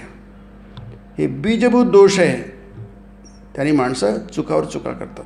महाभारतात तेच आहे, चुकावर चुका करतात. म्हणून कृष्णाने जेव्हा त्याला ती सांगितली की बाबा हे तू चूक करतो आहेस, हे तुझं वागणं बरोबर नाही आहे, तुला जे वाटतं बरोबर आहे ते चूक आहे, तुला वाटतं की जे चूक नाही आहे ते बरोबर आहे, तुला जे वाटतं की युद्ध करणं वाईट आहे ते तुझं चुकतं आहे की नाही, आणि मी म्हणतो युद्ध तू करायला पाहिजे, ते योग्य आहे तुझ्या दृष्टीने. त्यालाच म्हणतं कर्म म्हणतात त्याला की नाही. ते कर्म कशासाठी करायचे, तू ह्या मार्गाने जा, तुला ते इथे म्हटलं आहे. आणि ज्या मंगलक्षणी आपण असे संपूर्ण निस्वार्थ होऊन जाऊ की नाही, तर हा गीतेचा हा उपदेश आहे की आपल्याला हे आपला हेतू काय असतो कर्म करण्यामधला, हे हेतू फार महत्त्वाचे आहे. तुम्ही पक्के लक्षात ठेवायला हवे की समस्त कर्मांचा उद्देश मनामध्ये, मी कर्म उतारा वाचतो आहे, मनामध्ये जी शक्ती पूर्वीपासूनच वसत आहे तिला प्रकट करणे, आत्म्याला जागृत करणे हाच होय. पूर्ण शक्ती आणि पूर्ण ज्ञान प्रत्येकाच्याच अंतर्यामी वास करीत असतात आणि ही सारी भिन्न भिन्न कर्मे म्हणजे जणू काही त्यांना प्रकट करण्यासाठी, त्यांना जागे करण्यासाठी केलेले आघातच होत. जसं लोखंडावर तुम्ही किंवा जो ऐरण असते लोखंडाच्याकडे, त्याच्यावर जर घण आदळला तर ठिणग्या उडतात, खूप ठिणग्या उडतात, म्हणजे आघात केल्यावर अशी ती काहीतरी प्रकट होतं, ते प्रकटीकरण आहे. तसंच आपण कर्म करू योग्य प्रकारे आणि योग्य कर्म योग्य प्रकारे केली तर त्याच्यातून काय प्रकट होतं, त्याच्यातून आपण आपली अंतस्थ शक्ती जागृत होते. आणि याचं हे शोकशास्त्र आहे, याला ब्रह्मविद्या म्हटलं आहे. ब्रह्मविद्यायाम योगशास्त्रे, ब्रह्मविद्येच्या अंतर्गत योगशास्त्र आहे. नुसतं योगशास्त्र काही कामाचं नाही आहे आणि नुसते ब्रह्मविद्यासुद्धा काही कामाची नाही आहे, 2 एकत्र पाहिजे. म्हणून गीतेमध्ये पुष्पिकेमध्ये ब्रह्मविद्यायाम योगशास्त्रे असं आहे ते. ब्रह्मविद्येच्या अंतर्गत योगशास्त्र पाहिजे. तुम्हाला ब्रह्मविद्या माहिती आहे की ब्रह्मविद्या काय, हे जगामध्ये एक तत्व आहे की चैतन्य आहे, हे सगळं विश्व चैतन्यमय आहे आणि जगामध्ये आनंद भरलेला आहे, ठासून भरलेला आहे आनंद. जिकडे तिकडे आनंदच, आनंदाशिवाय काहीच नाही आहे. आनंदाचा महासागर आहे हे जग म्हणजे. पण आपल्याला तो टॅप नाही करता येत, तो चैतन्य आपल्याला टॅप नाही करता येत की नाही, त्यालाच आपण ब्रह्म म्हणतो की नाही, ते त्याला टॅप नाही करता येत. त्यामुळे आपण नेहमी उद्विग्न असतो, दुःखी असतो, वैतागलेले असतो, जीवनाचा उभं आलेला असतो आपल्याला. याचं कारण काय आहे, आपल्याला ते टॅप नाही करता येत. जसं श्रीरामकृष्ण म्हणतात की अरे फार सोपी आहे, हे काय खूप काही सोनं पडलेलं आहे, त्याच्यावर फक्त टोपल्यावर माती पडलेली आहे, दुसरं काही नाही आहे. तुम्ही माती झाडवा, तुम्हाला ती खाली तिथे प्रचंड धन मिळेल तुम्हाला. आणि तेवढं अंतस्थ आपल्याकडे जे आहे ज्ञान आहे, पूर्वीपासूनच जी शक्ती आहे आणि पूर्ण ज्ञान आपल्या अंतर्यामी वास करीत असतं. आपल्यामध्ये ते आहे, त्याला फक्त प्रकट करा. त्याला अभिव्यक्त करा. आणि त्यासाठी पद्धत आहे. आपण जी कर्म करतो किंवा ज्या प्रकारे कर्म करतो त्या प्रकारे केल्यामुळे कर्मांची निवड आपली अमुक विशिष्ट प्रकार झाल्यामुळे नेमकं उलटं घडतं. जे व्हायला पाहिजे ते होत नाही, नेमकं उलटं होतं. म्हणजे आपण दुःखी होतो. याचं कारण आपल्या कर्मामधून अज्ञान उत्पन्न होतं, ज्ञान उत्पन्न होत नाही. आणि अज्ञान माणसाला दुःखी करतं. मोह माणसाला दुःखी करतं. आपल्यामधनं ज्ञान प्रकट झालं पाहिजे आणि शक्ती प्रकट झाली पाहिजे. मग काहीतरी जसं आपण बघा आपल्यांचं उदाहरण घेतलं शिवाजी महाराजांचं आहे की नाही. त्यांनी काहीतरी प्रकट केलं, काहीतरी करून दाखवलं. ही शक्ती ही दैवी शक्ती आहे, देवाची शक्ती आहे. ती असते, प्रत्येकामध्ये असते. आणि ज्याच्यामधून जितकी प्रकट होते तितका तो महान होतो. आपण संतांचं उदाहरण घेतो, ते काय आपल्यासारखेच आहेत, त्याच्यात काय आहे. किंवा असं म्हणू ते आपल्यासारखे नाही आहेत असंही म्हणूया. आपण थोडं सुशिक्षित आहोत, काहीतरी गेलो आहे, शाळा कॉलेजांमध्ये गेलो आहे, विद्यापीठात गेलेलो आहे. कुठे काही लोक परदेशामध्ये जातात कारण इथले विद्यापीठं त्यांना काही पुरेसे नसतात. मग विदेशातले विद्यापीठात जातात, ते तिथे शिकतात, आणखी शिकतात. ठीक आहे. असं करता करता ते आपली योग्यता वाढवतात. आणि असं ज्याला जे जमतं तो करतो, हे नेहमीच आहे. पण हे करत असताना इथे जे म्हटलं आहे की परंतु गोष्ट अशी आहे की हे सारे खरे असले तरी देखील शक्तीचा अपव्यय नावाची एक गोष्ट अस्तित्वात आहे, हे सुद्धा डोळ्याआड करून कसे चालेल. कर्म कसे करीत असतात हे शिकण्याची वस्तुतः काय आवश्यकता आहे. जगातील प्रत्येकजण कोणत्या ना कोणत्या तरी प्रकारे कर्म करीत आहे ना, असा प्रश्न आपण करू शकतो. आपण सगळेच कर्म करतो की, सकाळपासून झोपेपर्यंत आपण सगळं कर्म करतो की. मग पुन्हा तुम्हाला कर्माविषयी तुम्ही आणखी काय सांगणार आम्हाला. ते म्हणतात ठीक आहे, कबूल, आम्हाला मान्य आहे तुम्ही म्हणता ते. परंतु गोष्ट अशी आहे की हे सारे खरे असले तरी देखील शक्तीचा अपव्यय नावाची गोष्ट अस्तित्वात आहे, हे सुद्धा डोळ्याआड करून कसे चालेल. डिसिपेशन ऑफ एनर्जी त्यांनी म्हटलं आहे. हे डोळ्याआड करून कसं चालेल. आपण इतकी कर्म करतो, जन्मभर करतो, शेवटच्या श्वासापर्यंत करतो, मिळतं काय आपल्याला. फारच अल्प मिळतं. कधी तर पुष्कळदा तर लोक म्हणजे पुष्कळदा म्हणजे काय, बहुतांश लोक असफल असतात, अपयशी असतात की नाही. आपले संत अपयशी नाहीत बरं. ते कुठे विद्यापीठात गेले, त्यांनी काय धन कमावलं, त्यांनी काय घरं बांधले, त्यांनी काय केलं, काहीच नाही केलं, पण ते यशस्वी आहेत. ते हे आपल्याला कर्मयोग सांगतो इथलं. गीता सांगते आपलं ते प्रचंड यशस्वी आहेत. त्यांच्या यशापुढे आपण जे काय करतो काहीच नाही. म्हणून आपण दर्शन घ्यायला त्यांच्या जातो, समाधीकडे जातो, त्यांच्या मंदिरात जातो, त्यांचं दर्शन घेतो. आता तुमचा पंढरपूरचा पांडुरंग किती यशस्वी आहे, कल्पना करा. त्याचं नुसतं थोडंसं दर्शन घ्यायला 2 सेकंदात लोक वेळेसारखे रांगा लावतात, घंटे उभे राहतात, तासन तास उभे राहतात. ते यश आहे की नाही. उगाच कोणाचे दर्शन घ्यायला जात नाही. तुमची ही देवी आहे इथली कोल्हापूरची, तुळजापूरची देवी आहे, किती गर्दी असते तिथे. लोक तासन तास उभे राहतात. मोठ्या मुश्किलीने थोडंसं दर्शन होतं. तेवढं दर्शन झालं की आपलं वाटतं धन्य आहोत आपण. हे यश आहे की नाही. आता ती देवी होती की नाही, तुळजापूर म्हणजे काय आणि काय त्याचं काय ते जास्त तुम्हाला समजणार नाही ते की नाही. त्याच्या खोलात जाण्याची गरज नाही आहे. पण लोकांची तर त्यांना माहिती आहे, जायला पाहिजे, दर्शन घ्यायला पाहिजे, रांगा लावायला पाहिजे आणि विशेष पर्वाच्या ठिकाणी आणखी जायला पाहिजे. याचं कारण काय. याचं कारण आपण तू पण करतो ते त्यांनी केलं नाही आहे, किंवा ते करून त्याच्याशीसुद्धा आणखी काहीतरी वेगळं केलं आहे. हे आपल्याला याला म्हणतात यश, याला म्हणतात कृतकृत्यता. म्हणजे माणसाची पारख कशी करायची. कारण शेवटी काय आहे, जगात सगळंच आहे ते तुम्ही त्यातून किती टाईप करता. जसं आपल्याकडे हा मोबाईल आहे की नाही. तुम्हाला जे पाहिजे तुम्ही ते गुगलमध्ये टाकलं, तुम्ही टाईप केलं तुम्हाला जगातलं सगळं काही तुम्हाला इथे मिळेल ना. उपलब्ध आहे सगळं ज्ञान, सगळं इन्फॉर्मेशन याच्यात उपलब्ध आहे. तुम्ही फक्त ते करा आणि तुम्हाला ते पटकन सांगेल हां ठीक आहे भारतात किती हे झालेत भारतरत्न किती आहेत तुम्ही त्याला सांगा, ते भारतरत्न सांगतील. तुमच्या महाराष्ट्रात किती झाले भारतरत्न, ते भारतरत्न सांगतील. तुम्हाला सगळं सांगेल ते, जी माहिती पाहिजे ती माहिती पाहिजे. म्हणजे सगळं काही आहे, पण तुम्ही तुमच्याला किती वापरता. या जगामध्ये सगळं आनंद आहे, सगळं चैतन्य आहे, सगळं सच्चिदानंद ब्रह्माचं स्वरूप आहे, सच्चित सुखस्वरूप आहे ते. तुम्ही किती टॅप करता, तुम्ही तुमच्यासाठी किती करता, त्याला किती घेता, आणि मुख्य म्हणजे त्याचा तुम्ही उपयोग काय करता की नाही, त्याचा उपयोग काय करता.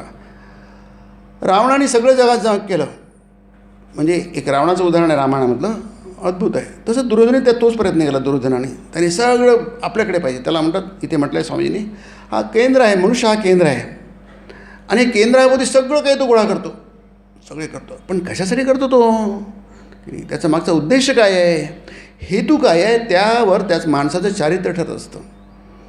श्रीकृष्ण हा एवढा महान का, राम हा एवढा महान का, शिवाजी महाराज एवढे महान का, विवेकानंद एवढे महान काय. त्यांच्याकडे भौतिक काही नव्हतं.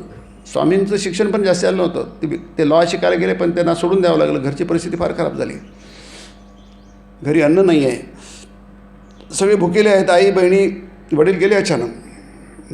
तरी ते म्हणतात की मी या जगात आलो काय फक्त एक कुटुंब पालन पोषण करायला आलो नाही आहे की नाही. समर्थ म्हणतात चिंता करतो विश्वाची, म्हणजे आपण सगळं असं स्वतःचं बघतो, सकाळी बघतो, दुपारी बघतो, रात्री बघतो, आणि ते दुसरंच काहीतरी विचार करतात.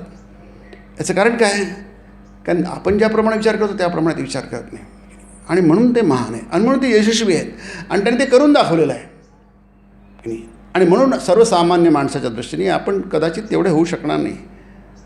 ते सगळे अवतारी पुरुष असतात, परंतु ते आपल्यासमोर मॉडेल आहेत, रोल मॉडेल्स आहेत ते, की ते डोळ्यासमोर ठेवा. तुमचे रोल मॉडेल्स ते आहेत, यशस्वी लोक तुमचे रोल मॉडेल्स आहेत, चारित्र्यवान आहे. म्हणून तुमच्या खोलीमध्ये फोटो लावताना किंवा कॅलेंडर लावताना तुमचं रोल मॉडेल काय बघा. कोण काही लावू शकत, तुमचं स्वातंत्र्य आहे ते नाही, पण जसं तुम्ही ठेवाल तसं तुम्ही व्हाल. तुमच्या घरी कोणती पुस्तकं आहेत, तुमच्या घरी कोणती फोटो आहेत, तुमचे मित्र कोण आहेत, तुमची चर्चा कोणत्या विषयावर होते, यावर तुमचं व्यक्तिमत्व अवलंबून आहे. ते सर्वात महत्त्वाचं आहे. आणि आपल्याला गीता आणि हेच सांगत आहे, तुमच्या डोळ्यासमोर तुम्ही काय ठेवता आहात, तुमच्या दृष्टीसमोर कोणतं मॉडेल आहे. काही असू शकतं, तुमचा चॉईस आहे तो की नाही, परंतु तुम्हाला जे निवडायचं आहे, जे तुम्ही रोल मॉडेल निवडता, ते रोल मॉडेल निवडण्यामध्ये जर तुम्ही चूक केली तर त्याचा परिणाम मात्र तुम्हाला भयंकर होईल, आणि बरोबर केलं तर त्याचा परिणाम पण उत्तम होईल. एक उदाहरण म्हणजे आपल्या कर्णाने निवडण्यात चूक केली. कर्णाने आपलं रोल मॉडेल दुर्योधनाला निवडलं, महाभारतात आहे, स्पष्ट आहे ते. आणि पुढे काय झालं मला माहिती आहे, दुर्योधनाने जेवढे अपराध नाही केले, जेवढा वाईट वागला नाही, तेवढा कर्ण वागला नाही. म्हणजे तिथे जर चूक झाली तर ती चूक अतिशय महागात पडू शकते, नाही संपूर्ण जीवन हे उद्ध्वस्त होऊ शकतं. म्हणून इथे गीता आणि हे सांगतं आपल्याला, अर्जुन ती चूक करत होता, अर्जुन ती चूक करत होता, आणि कृष्ण जर तिथे नसता तर मग काय झालं तुम्ही कल्पना करू शकता. ते दुसरा कोणता सारथी समजा तिथे असता कृष्णाच्या जागी, कारण शेवटी सारथी आहे ते ड्रायव्हरचे असतं. गाडीमध्ये कोणी बसू शकतं, कोणी गाडी चालवू शकतं, तिथे तो अमुकच सारथी पाहिजे, अमुकच ड्रायव्हर पाहिजे असं काही नाही, कोणी चालू शकतं, त्याला फक्त किल्ली पाहिजे. ज्याला ड्रायव्हिंग येतं तो कोणती गाडी चालवू शकतो. तिथे समजा कृष्ण नसता, आम्ही तुला म्हटलं की कृष्ण काही सारथी म्हणजे फार मोठं काम नाही आहे, फार ऑर्डनरी काम आहे ते, ऑर्डनरी पद आहे ते. तिथे कृष्ण असता आणि तिथे नेहमीचा कोणताही ड्रायव्हर असता तर त्याचं काय झालं असतं. गीता आपल्याला मिळालं नसते, हा भाग वेगळा आहे की नाही. आपल्याला गीता काही मिळाली नसते, हे तत्त्वज्ञान, सर्वोच्च तत्त्वज्ञान आपल्याला मिळालं नसतं. हा एक भाग झाला. परंतु अर्जुन हा काय झाला असता, एक जसं गीतेमध्ये म्हटलेलं आहे की नाही, की अवाच्यवादांश बहून वदिष्यन्ति तवा हिताः निंदन्ति तव सामर्थ्यम ततो दुःखतरम नु किम. अरे अर्जुना, याच्याविषयी मोठं दुःख काय असू शकतं की नाही. निंदन्तं तव सामर्थ्यम, तुझ्या सामर्थ्याची निंदा होईल. अवाच्यवादांश बहून वदिष्यन्ति तवा हिता, तुझ्या अहितावर टेपलेले लोक आहेत, तुझ्याशी शत्रू असे वागणारे लोक आहेत, आणि ते अतिशय ऑर्डिनरी लोक आहेत, अतिशय साधारण लोक आहेत. ते तुझी निंदा करतील, त्यांना तो निंदा करण्याचा अधिकार त्यांना तू देतोयस तू. की नाही. तू एवढा महान आहेस, अतिशय आलतू फालतू लोक तुझी निंदा करतील. निंदन तत्व सामर्थ्यम ततो दुःखतरम नुकिम. याच्याविषयी दुःख मोठं कोणतं असणार बरं, आहे की नाही. हतो वा प्राप्स्यसि स्वर्गम जित्वा वा भोक्षसे महिम. अरे मेलास तर तू स्वर्गात जाशील, स्वर्गाची सुख उपभोगशील. हत्वा आणि जगलास तर ही पृथ्वीचं राज्य तू उपभोगशील.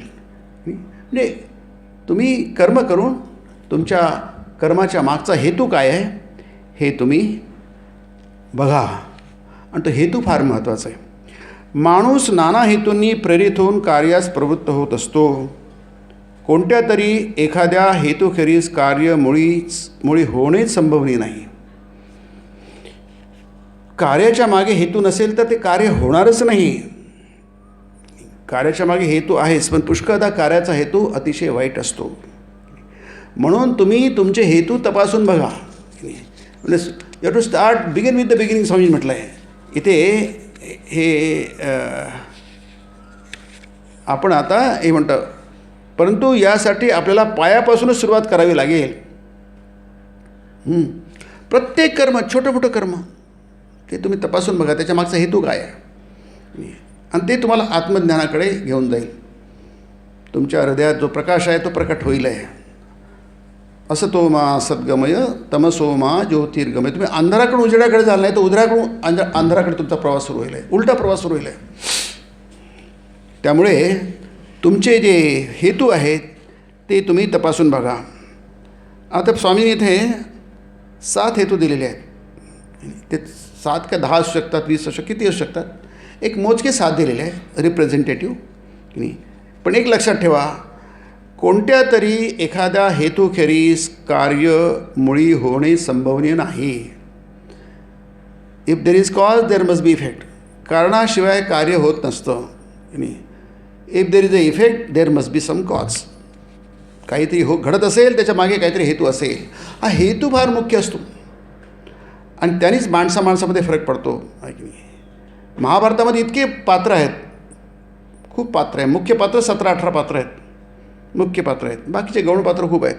त्या प्रत्येकाच्या कार्यामागे हेतू आहेत. महाभारताचं तेच वैभव आहे, ते सौंदर्य आहे बघा. प्रत्येक पात्राच्या मागे काही ना काहीतरी हेतू आहे. तो हेतू बहुतेकाचा चुकीचा हेतू आहे आणि प्रत्येकजण चुका करतात. मोठे मोठे काहीतरी असं घडतं जे घडायला नको, कारण काय, त्यांचे हेतू बरोबर नाही. हे महाभारत आपल्याला शिकवतो, व्यास आपल्याला शिकवतात. पहिला हेतू काय बघा. आता आपण महाभारतच बघतो आहे, कारण गीता ही महाभारताच्या अंतर्गत आहे. म्हणजे भीष्म पर्वामध्ये 25 ते 42 श्लोक आहे. त्याला 18 अध्याय हे गीतेमध्ये 18, गीतेचे 18 अध्याय. गीता हा ग्रंथ स्वतंत्र नाही आहे, हा महाभारतामध्ये आलेला आहे, भीष्म पर्वात आलेला आहे. आणि 25 ते 42 हे 18 अध्याय महाभारताचे, त्याला आपण गीता म्हणतो, भगवद्गीता म्हणतो की नाही. त्या भगवद्गीतेमध्ये तुम्ही जर बघाल तर जे महाभारताचे आलेले पात्र आहेत, असे खूप पात्र आहेत, शेकडो पात्र आहेत. पण आपण 17-18 मुख्य पात्रचा विचार केला तर तुम्हाला दिसेल की हे जे स्वामींनी हेतू सांगितले आहेत त्यांच्या मागे हेतू असतात आहे की नाही. आणि त्यामुळे आपण आता एक एक हेतू घेऊया संक्षेपामध्ये, आणि मग तुमच्या लक्षात येईल आहे की सगळे अपयशी का होते. अर्जुनही अपयशी होता की नाही. अर्जुनला काय, अर्जुनाने समजा ते कृष्णाचं नसतं ऐकलं. कृष्णा, मला तुझं काही पटत नाही, तुम्हाला शिव्या दे, वाटेल तेवढा शिव्या दे की नाही.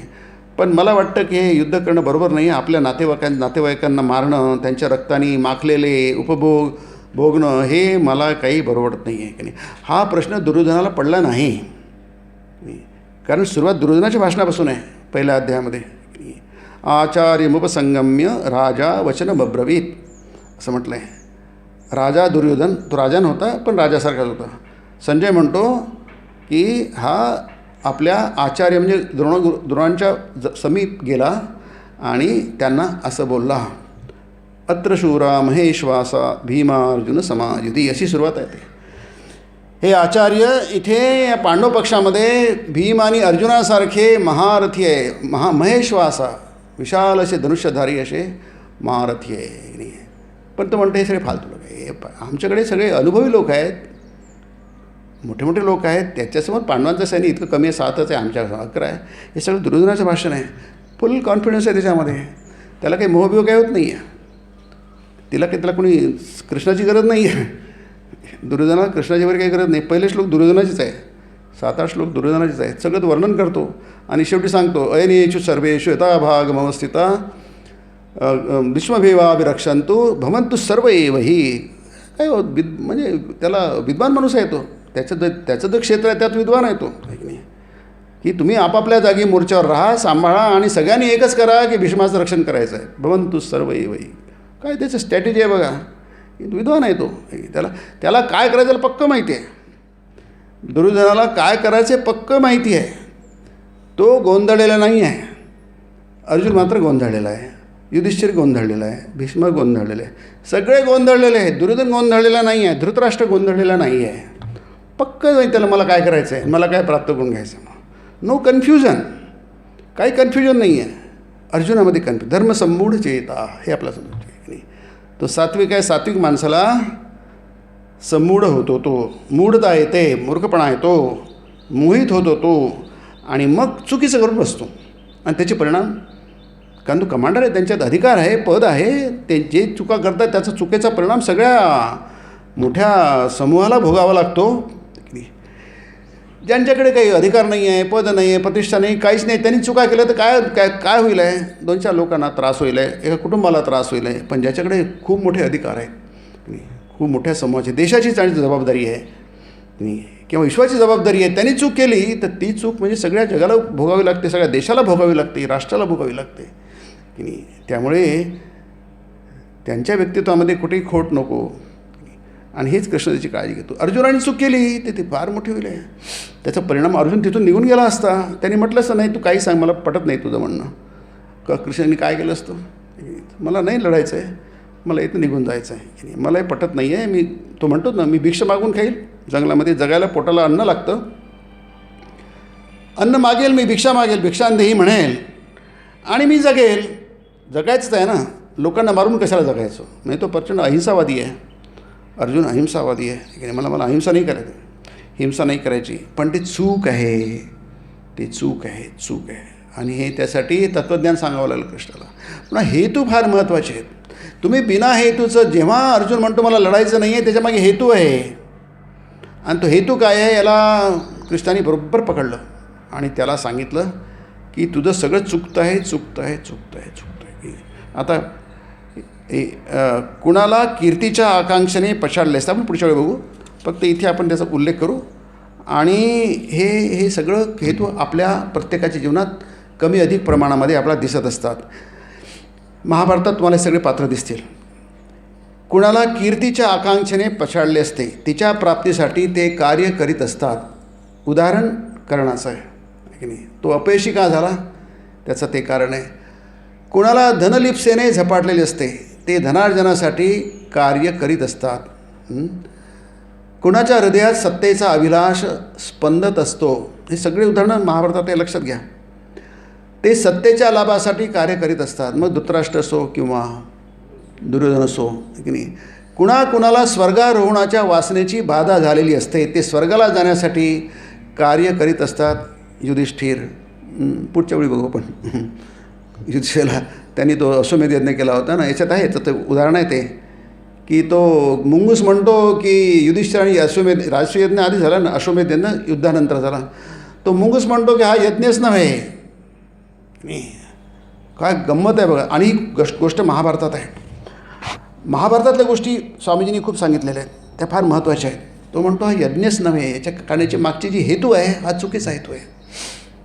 युधिष्ठिराने केला होता यज्ञ तो. परत इतर कित्येकांना मृत्यूनंतर स्वतःचे नाव मागे ठेवून जाण्याची स्पृहा असते, ते त्यासाठी कार्य करीत असतात. आपण मेल्यानंतर आपली एक मोठी कबर व्हावी. ते अकबराची कबर आहे, सिकंदराला म्हणतात. तुम्ही मथुरेकडून जाताना, मला वाटतं आग्र्याकडे जाताना ते मध्ये सिकंदरा येतो, तिथे अकबराची कबर आहे. कबर आहे, त्याचं कबर आहे की नाही. मोठी कबर आहे. तर मोठं त्यावेळी कित्येक एकर ती व्यापलेली जागा आहे. ताजमहलच बघा ना किती मोठी एकर आहे. आपल्याकडे नाही आहे. मृत्यूनंतर स्वतःचे नाव मागे ठेवून जाण्याची स्पृहा असते, ते त्यासाठी कार्य करीत असतात. उदाहरण देतात. चीन देशात अशी वहिवाट आहे की तिथे मृत्यूपूर्वी कुणाही व्यक्तीला पदवी बहाल करण्यात येत नाही. ते आता आहे की नाही मला माहीत नाही. तिथे कुणी खूप चांगले काम केल्यास त्याच्या दिवंगत पित्याला अथवा पितामहाला म्हणजे आजोबाला एखादी सन्मान्य पदवी प्रदान करण्यात येत असते. आणि प्रस्तुत प्रथा म्हणजे आपल्या प्रथांपेक्षा कितीतरी चांगली आहे हे विचारांती आपणा सर्वांनाच पटेल असे मला वाटते. काही लोक यासाठीच कार्य करीत असतात. म्हणजे तुम्ही खूप मोठं काम केलं आणि तुम्हाला काही मिळणार नाही. तुमच्या पोराला मिळेल की तुमच्या मुलाला मिळेल, चांगली काय, तुमच्या आजोबाला मिळेल, तुमच्या पूर्वजांना मिळेल की चांगली आहे. म्हणजे ही प्रथा चांगली आहे. याचं हे सर गीतेचे हे आहेत विचार लक्षात घ्या. आणि नंतर 6वं, काही विशिष्ट संप्रदायातील कित्येक मुसलमान मृत्यूनंतर आपली एक भली थोरली कबर बांधली जावी एवढ्यासाठी उभ्या आयुष्यभर कार्य करीत असतात. अजून मरायचेच आहे ते, पण त्यांनी आपली कबर बांधायला सुरुवात करून दिली आहे नाही. आपली हे भारतातही पुष्कळ झाले. नंतर संस्थानिक राजवाडे झाले ना, त्यांनी आपली समाधी घेतली, तिथं शिवाचं लिंग ठेवलं वगैरे वगैरे असे खूप आहेत, विविध ठिकाणी आहेत. मी उल्लेख करत नाही, पण तिथे कोणी जात नाही. त्याच्यामध्ये खूप सुंदर मंदिर आहेत, तिथे कोणी जात नाही. कारण काय, ते काही असे संतपुरुष नाही आहेत ते संस्थानिक. म्हणजे त्यांच्या दृष्टीने तेच माणसाचे सर्वात महत्त्वाचे कर्म होय. आणि ते समाधी मंदिर जितके अधिक विशाल सुंदर होईल तितकी ती व्यक्ती अधिक सुखी म्हणून समजण्यात येत असते. किती चाइल्डिश, किती बालिश विचार आहे ते, पण ह्या बालिश विचाराने लोक कार्य करत असतात. परत कुणी प्रायश्चित्ता प्रित्यर्थ कर्म करीत असतात. साऱ्या दुनियेतील कृष्णकृत्ये करून सवरून शेवटी मग ते बिनदिक्कत एखाद्या मंदिराची प्रतिष्ठा करण्याचा उपद्व्याप आरंभतात किंवा भटाभिक्षुकांना विकत घेऊन त्यांच्यामार्फत स्वर्गाला जाण्याचा परवाना हस्तगत करण्यासाठी अल्प स्वल्प दक्षिणेचे उदक त्यांच्या हातावर सोडण्यास उद्युक्त होत असतात. हे सगळे आपल्याकडे लागू होत नाही, एवढं भारतात लागू होत नाही, हे इथे लागू होतं जास्ती. म्हणजे पाश्चात्य लोकांच्या बाबतीत लागू होतं की नाही. त्यांना स्वर्गात जायचं असतं. आपली स्वर्गाची कल्पना वेगळी आहे आणि सेमिटिक जातींच्या लोकांची स्वर्गाची कल्पना वेगळी आहे. सेमिटिक जाती म्हणजे यहुदी आहेत, मुसलमान आहे, इस्लाम आहे किंवा ख्रिश्चन आहे, त्यांची वेगळी आहे. तर ते हे सगळं करत असतात. ते काही आत्मज्ञान वगैरे त्यांच्या दृष्टीने काही नाही येते. आणि हे सारे करताना ते आपल्या मनोराज्यात दंग असतात की त्यांच्या ह्या दानशीलतेने त्यांचा मार्ग खरोखरच निष्कंटक होऊन जाईल आणि इतकी पातके करूनही ते अखेरीस सही सलामत निर्विघ्नपणे निसटून जाऊ शकतील. हे थोडंफार कर्णाचं म्हणता येईल आहे की नाही. कर्ण अतिशय दानशूर असतात, इतकी त्याची प्रसिद्धी केली आहे. पुढच्या वेळी बघू आपण ते.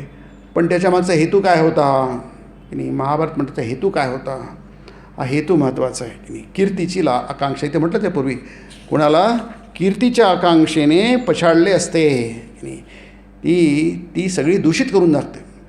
तुमचं कर्म दूषित करून टाकतं. हे सगळे हेतू आहेत नाही, कशाला सांगितलं आहे, तुमचं कर्म दूषित करून टाकतं. तेच कर्म तुम्हाला आत्मज्ञान, तुमचं चित्त शुद्ध होऊन तुम्ही आत्म्याची प्राप्ती करू शकता. तुमचं जन्मभरण चुकू शकतं. आणि तुम्ही हे हेतू ठेवल्यामुळे तुम्ही लघु होऊन जाता, छोटेसे होऊन जाता. आता आणखी असो तर आता आपण कर्मासाठी जे कर्म त्याची आलोचना करू. आता खरं कर्म कोणत्या उद्देशाने करत असतात याचा थोडासा विचार केला जातो इथे. सर्व देशात अशी काही पुरुषरत्ने निपजत असतात की ज्यांच्यामुळे पृथ्वीचे वसुंधरा नामाधिमान सार्थ होत असते. म्हणजे रत्न, पृथ्वी ही रत्न आहे आणि रत्न म्हणजे ती माणसं आहेत.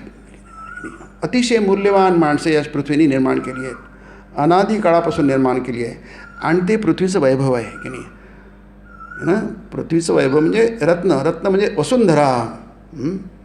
म्हणजे रत्नासारखी माणसे, अतिशय अमूल्य अशी महान माणसे पृथ्वीने निर्माण केली आहेत. ते काय करत असतात, ते मॉडेल आहे आपल्यासमोर, उत्तम मॉडेल असावं. ते कर्मासाठीच कर्म आचरित असतात. नावलौकिकाची त्यांना तमा नसते किंवा स्वर्गाला जाण्याची पर्वा नसते. निर्हेतुक कर्म, इथे गीतेमध्ये म्हटलं आहे निस्पृह म्हटलं आहे त्याला की नाही. निस्पृह सर्व कामेभ्यो युक्त इत्युच्यते तदा. माणूस जेव्हा सर्व कामनांविषयी निस्पृह होतो, आता तुम्हाला कसं काय शक्य आहे, कसं काय नाही, ते आहे, तो आदर्श आहे. काही गरज नाही तुम्हाला कामना ठेवायची, कोणतीही आकांक्षा नको, तुम्हाला कीर्ती नको, काही नको, तरच तुम्ही खरी माणसं व्हाल, खरी चारित्र्यवान माणसं व्हाल. किंवा स्वर्गाला जाण्याची पर्वा नसते. स्वर्गात काही ठेवलेलं नाही आहे. आपल्याला पृथ्वीचा स्वर्ग करायचा आहे. कारण काय, तिथे आपण मजेत राहू, इथे स्वर्ग नको, आपण तिथे स्वर्ग नको. केवळ त्याने लोकांचे खरोखर कल्याण होईल म्हणून. आणि यांच्या व्यतिरिक्त आणखी असे काही लोक असतात की जे याहीपेक्षा उच्चतर हेतूने गरिबांवर उपकार आणि मनुष्य जातीला सहाय्य करण्याची व्रतदीक्षा घेऊन कार्यास प्रवृत्त होतात. अमुक एक कार्य सत्कार्य आहे आणि सत्कार्यावर त्यांची श्रद्धा व प्रीती असते, म्हणूनच ते त्या सत्कार्याचे अनुष्ठान करीत असतात. सत्कार्य करा, सत्कार्य करा, सत्कार्य करा, चांगलं कार्य करा, सदहेतूनी सत्कार्य करा, सद्वृत्तीने सत्कार्य करा. ते खरोखर कर्म आहे. हेतू तुमचा शुद्ध पाहिजे, कारण हेच कर्म तुम्हाला सर्वोत्तम फळ देईल आहे. आणि तुमचा जर हेतू चुकला तर हेच कर्म तुम्हाला रसातळाला नेईल आहे, तुमचं अधःपतन होईल आहे. आपण आता एवढं बघून संपवू. म्हणूनच ते ह्याच्या उलट पूर्वोक्त सार्थी हेतूंवर किंचित विचार केल्यास काय आढळते. प्रथम नामयशासंबंधित विचार करू. नावाच्या इच्छेने, म्हणजे तुमचे हेतू चुकले, त्याच्यामध्ये काय दोष आहेत आणि तुम्ही तसं करू नये हे सांगता. हे सगळे गीतेचे विचार आहेत. हे सगळे गीतेचे विचार आहेत. फक्त स्वामीजींनी आपल्या भाषेत ते मांडलेले आहेत. नावाच्या इच्छेने प्रवृत्त होऊन केलेल्या प्रयत्नास सर्वसाधारणपणे हातोहात फळ असे कधीच लाभत नसते म्हटल्यास काहीच वावगे होणार नाही. आपण कीर्ती पाहिजे, आपल्याला नाव पाहिजे, सगळ्यांनी आपल्याला ओळखलं पाहिजे, आणि आपलं नाव सगळीकडे पसरलं पाहिजे, वर्तमानपत्रात आलं पाहिजे, वगैरे वगैरे. आजकाल काय ते सोशल मीडियावर छोटे छोटे मुलं असतात, एवढीशी बारकी बारकी, त्यांना काय ते डान्स करताना काय करतात, आईवडिलांना काय इतके विचित्र होपलेस डान्स असतात, ते गलिच्छ अश्लील असतात. पण आईवडिलांना एवढं कौतुक असतं की बाबा माझी मुलगी डान्स करते, माझा मुलगा डान्स करते, सगळं जग बघतं. काय ते आईवडिलांना काय, म्हणजे त्या पोराचं पुढे काय होईल आहे याची आईवडिलांना काही अक्कल नाही आहे की नाही. इतके बिंडोक आईवडील असतात की या पोरीचं पुढे काय, त्याला काय कशाला कीर्ती पाहिजे त्या लहान मुलाला. आपल्या स्वतःच्या मनगडाच्या बळावर तो करेल की कीर्ती संपादन करेल की नाही. त्यासाठी इतके खाली जायची काय गरज आहे. ते आहे ना, ते नटसम्राट नाटक आहे, तुम्ही बघितलं असेल त्याच्यामध्ये.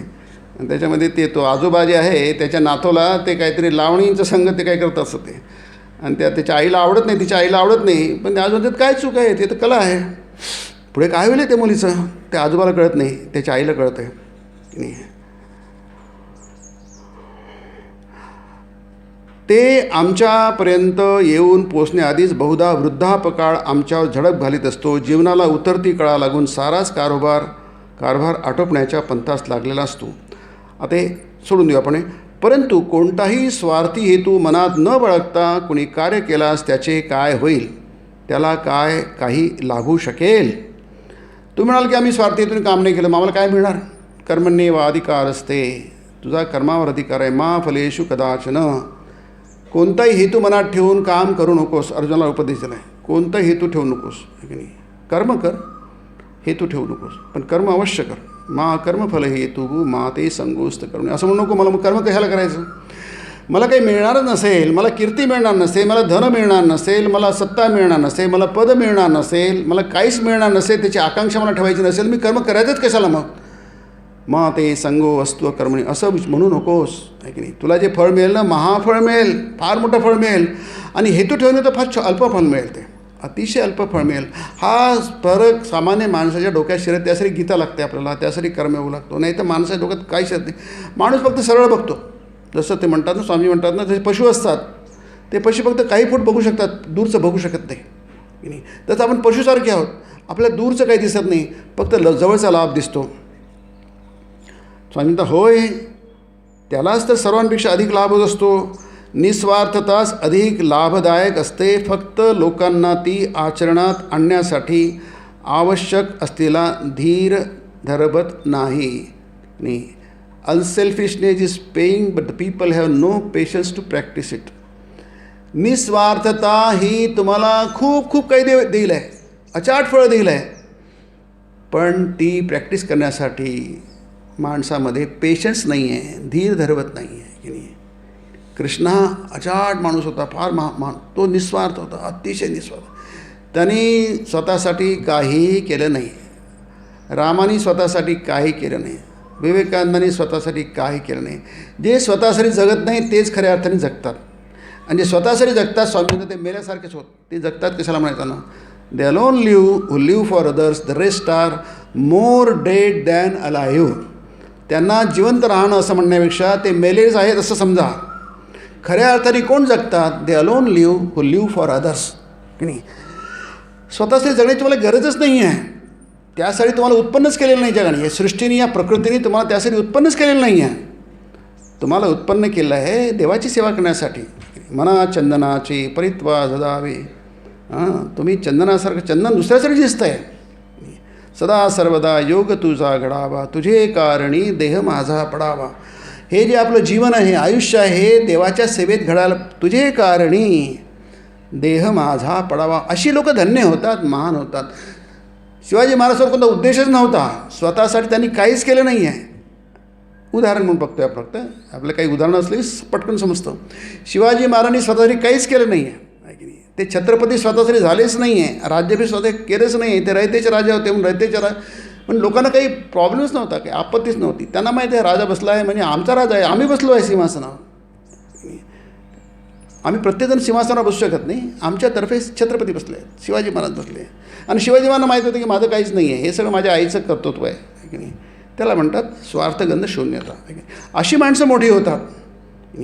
अशा माणसासाठी लोक काय वाटेल दोन लोक आपल्या आयुष्यपणाला लावतात. रामाचं मंदिर होतं आहे तिथे अयोध्येला, त्यासाठी किती 600-700 वर्षामध्ये किती लोक मेले, शेकडो लोक, लाखो लोक मेले त्यासाठी. आणि एक मंदिर बांधण्यासाठी, एक मिळण्यासाठी. कारण काय, ते नुसतं मंदिर नाही आहे, ते आदर्श आहे. तो महान आदर्श आहे. युगायुगानाला पुरून उरेल असा मोठा आदर्श आहे. पण इथे म्हणतात की इतकेच आपल्याला धीर धरवत नाही म्हणून आपण काय करतो, छोटे होऊन जातो. आपलं चारित्र्य एवढं छोटं होऊन जातं. सांसारिक दृष्टीनेही तिच्यापासून कितीतरी लाभ आहे. विश्वप्रेम, सत्यनिष्ठा, निस्वार्थपरता वगैरे वस्तुतः केवळ नीतीपर अलंकारिक शब्दच नव्हेत, ते आमचे सर्वोच्च आदर्श आहेत. शक्तीच्या महान विकासाची दुसरी नावेच होत. आता फक्त एवढे 2-3 वाक्य वाचून आपण संपवू. फार सुंदर आहे ते.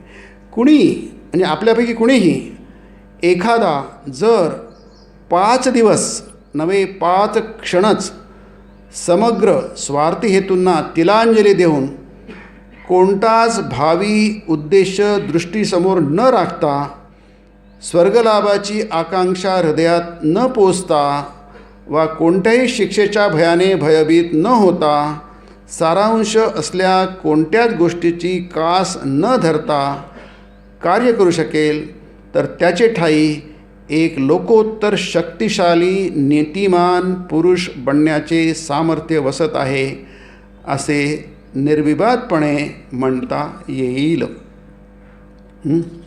सुंदर आहे की नाही. म्हणजे जगाला गरज आहे, समाजाला गरज आहे, कुटुंबाला गरज आहे मोठी माणसं घडवण्याची. कुटुंबामध्ये मोठी माणसं घडली, समाजामध्ये, देशामध्ये, जगामध्ये, तर बाकी काही करण्याची गरज नाही आहे. आपल्यासमोर फक्त ते एकच कार्य आहे की नाही. चारित्र्यवान, नीतिवान, आध्यात्मिक संपदेनी संपन्न असलेली, कृष्णासारखी, रामासारखी, विवेकानंदासारखी, शिवाजीसारखी, आणखी खूप नावं घेता येईल आपल्याला, असंख्य नावं घेता येईल. आणि भारतात तर साधू संत तर आहेतच, मराठवाड्यात तर खूप साधू संत आहे की नाही. अशा प्रकारची माणसं जर निर्माण करू शकलो तर बाकी काही करायची गरज नाही, बाकी गोष्टी आपोआप होतील. अर्जुनाने युद्ध करणं आवश्यक होतं.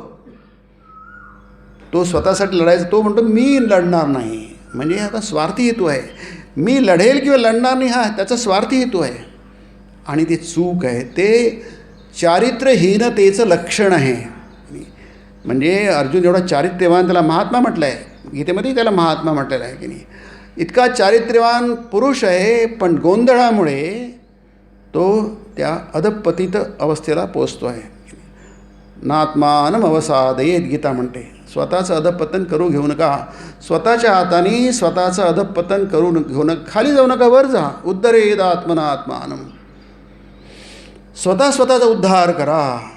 नात्मानम अवसादयेत. स्वतःला खाली पडू देऊ नका. आत्मानम नात्मानम अवसादयेत. आत्मैव ह्यात्मनो बंधू आत्मैव रिपुरात्मना. या जगात तुमचा कोणीही मित्र नाही. आणि तुम्हाला कोणत्याही मित्राची गरज नाही. तुम्ही तुमच्या पायावर उभं राहू शकता. तुमच्यामध्ये एवढी शक्ती आहे की तुम्हाला कोणी टेकू देण्याची गरज नाही. तुम्ही आत्मा आहात. तुमची आत्मशक्ती आहे. सर्व समस्त शक्ती तुमच्या आत आहे. तुम्हाला कोणत्याही आधाराची गरज नाही आहे. तुम्हीच तुमचे मित्र आहात. आत्मैव ह्यात्मनो बंधू. याच्या उलट पण बरोबर आहे. आत्मैव रिपुर आत्मना. तुम्हीच तुमचे शत्रू आहात. तुम्हाला जगात कोणी शत्रू नाही आहे. कोणताही शत्रू तुमचं जेवढं नुकसान करणार नाही तेवढं नुकसान तुम्ही स्वतःचं करता. तुम्ही स्वतःचं करता. अर्जुन स्वतःचं नुकसान करत होता. त्याला कोणी शत्रू नव्हता. तो स्वतःचं नुकसान करतो. त्या कारण काय, तो आपलं कर्तव्य विसरला होता. आणि जे कर्तव्य त्याला स्वर्गाकडे घेऊन जाणारं, ते जे कर्तव्य त्याला मुक्तीकडे घेऊन जाणारं, तो म्हणतोय मला नाही करायचं. हे चूक आहे, हे पाप आहे असं म्हणतो. हे त्याला कळत नाही आहे की नाही. आणि तीच अशी संभ्रमित अवस्था आपल्या सर्वांची होते. आणि म्हणून आपल्याला गीतेची आवश्यकता आहे, कर्मयोगाची आवश्यकता आहे की नाही. या संभ्रमातून हा संभ्रम भारताला आपण 1000 वर्षांनी पिशाच्यासारखं झपाटलं आहे बघा. आपण 1500 म्हणा, 2000, आपण जुना काळ सोडून देऊ. महाभारताचं युद्ध झालं ते काही युद्ध म्हणजे युद्ध, ते सत्तेसाठी झालं आहे की नाही. त्याला सत्तेमध्ये वाटा द्यायचा नव्हता धृतराष्ट्राला आणि कौरवांना, त्यामुळेच युद्ध झालं आहे. ते काही याचं युद्ध नव्हतं, संस्कृतीचं युद्ध नव्हतं, धर्माचं युद्ध नव्हतं. तर धर्मयुद्ध म्हणजे त्या आता न्यायाचं युद्ध. धर्म म्हणजे न्याय आहे. तो धर्म म्हणजे संप्रदाय नाही आहे, तो न्यायाचा पक्ष. पांडव म्हणतात न्यायाचा पक्ष आमचा आहे. यतो धर्मस्ततो जय हा. जिथे धर्म आहे तिथे जय आहे. तो काही असं काही विनाशक नव्हता. आणि त्याला कोणाला त्रास झाला नाही, कोणत्याही जनतेला त्रास झाला नाही. फक्त जे रणांगणावर जे योद्धे आहेत त्यांनी एकमेकांना मारलं. सामान्य जनतेला काही झालं नाही त्याच्यामध्ये.